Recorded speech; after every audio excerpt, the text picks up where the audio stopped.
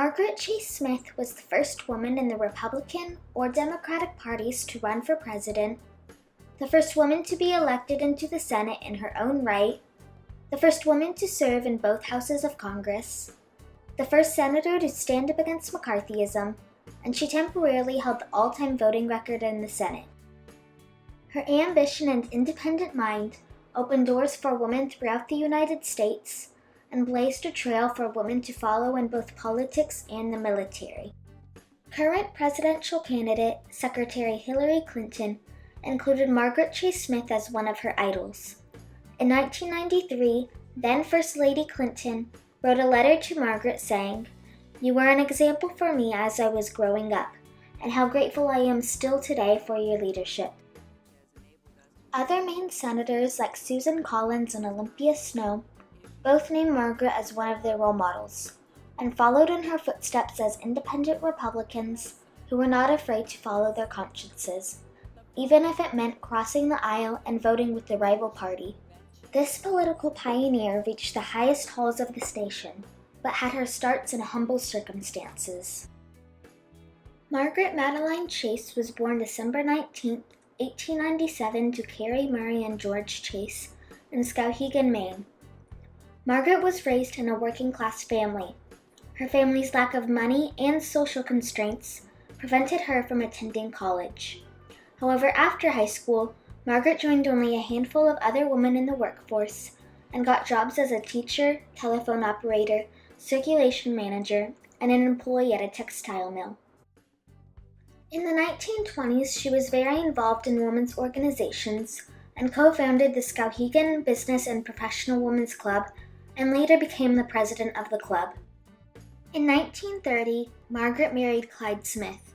He was a Skowhegan businessman, attorney, and co-owner of Skowhegan's newspaper. Shortly after their marriage, Margaret became a member of the state Republican Committee. 6 years later, in 1936, Clyde was elected into the U.S. House of Representatives. Margaret served as his secretary during his 4 terms in the House of Representatives until his death from a heart attack in 1940. Maine held a special election in which Margaret was elected to fill her husband's seat as the representative of Maine's 2nd District. During her 8 years in the House, she served on the Naval Affairs and Armed Services Committees. Her service in these committees increased her interest and awareness of the women in the military. Throughout her career, she fought to increase and preserve women's rights in the military and played a major part in the Women's Armed Services Integration Act of 1948 that allowed women to have equal pay, rank, and privileges. After serving 4 terms in the House, she was elected into the Senate in 1948, then becoming the first woman to serve in both houses of Congress. Despite her experience in the House, Margaret had to work tirelessly for seniority in the Senate. Eventually, she worked her way up from the minor committees and joined Appropriations and Armed Services Committees, 2 committees no woman had ever served on before. While in the Senate, she co-sponsored the Equal Rights Amendment. In 1959, she joined the Aeronautical and Space Sciences Committee, which ruled over the space program at the peak of the space race against the Soviet Union. She remained in the Senate until 1972, when she was defeated due to old age and failing health. After World War II, more and more countries had communist governments. As a result, many Americans were afraid of being overthrown by communism. One senator, Joseph McCarthy of Wisconsin, exploited America's fears of communism for personal political gain.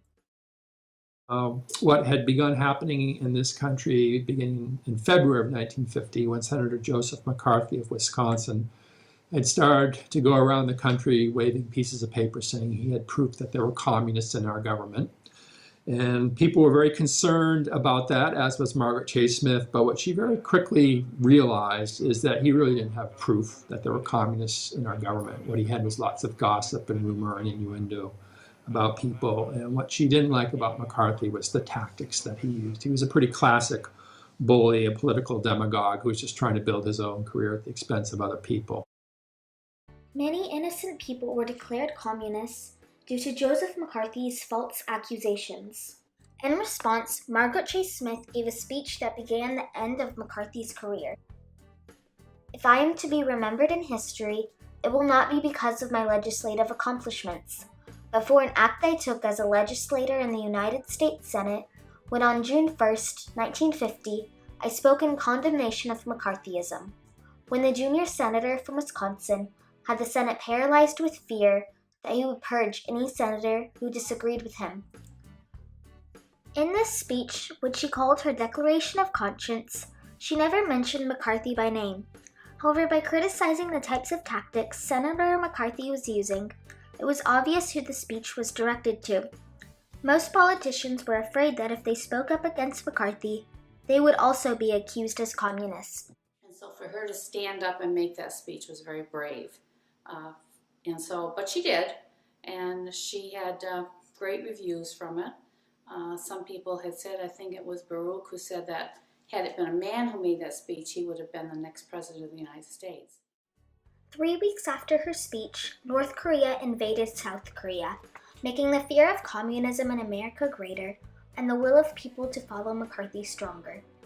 As revenge for Senator Smith's speech, McCarthy had her removed from her Permanent Investigation Subcommittee.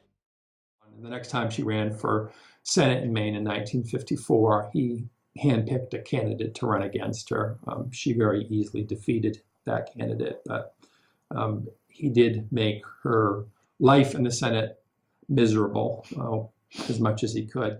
It wasn't until 1954 that the public began to realize that McCarthy had no proof of his accusations. On December 2, 1954, McCarthy was voted out of the Senate. He soon succumbed to depression and alcoholism, which eventually took his life on May 2, 1957.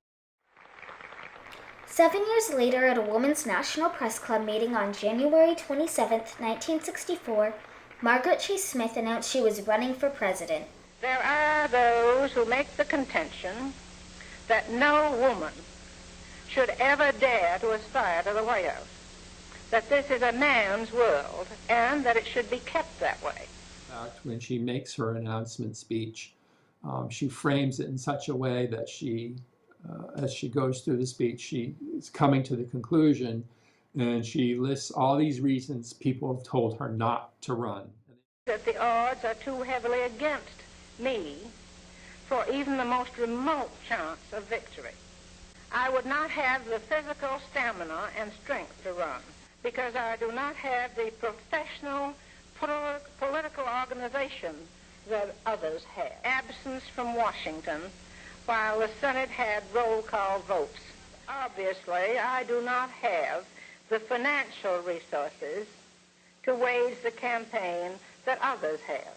She says for all those reasons, that's why I am going to run.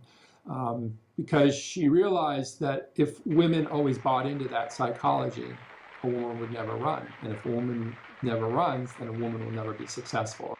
Margaret made it all the way to the Republican National Convention. In the first ballot, she got 5th place. Then on the second ballot, when many of the competitors were forfeiting, Margaret refused to. In the second ballot, Margaret placed 2nd. She wanted to be able to say, I came in 2nd. She wanted to lay down that marker for women who came after. Despite not winning the presidential nomination, she did make it further into the elections than any other woman had before, and inspired many other women thereafter to run for president. By the time her career was over, the woman who once desired to be a PE teacher would become a pioneer for women in national politics and the military, and reform the nation's conscience by following her own. In July of 1989, Margaret was awarded the Presidential Medal of Freedom. 6 years later, she died at age 97 on May 29, 1995. Altogether, Margaret Chase Smith led the United States out of the Red Scare and left a legacy of paving the way for women in politics today.